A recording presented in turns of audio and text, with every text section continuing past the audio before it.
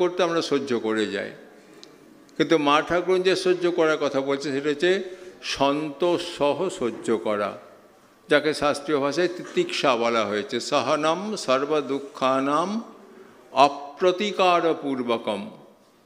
প্রতিকারের উপায় আছে, ইচ্ছা করলে কোনো একটা বিকল্প উপায় নেই, সেই বিপদ থেকে তিনি উদ্ধার পেতে পারেন, কিন্তু অপ্রতিকারপূর্বকম, প্রতিকার না করে, তার সঙ্গে সঙ্গে চিন্তা বিলাপরহিতম, ওই ব্যাপারটাই চিন্তাই করছে না যে আমি যে কষ্ট সহ্য করছি,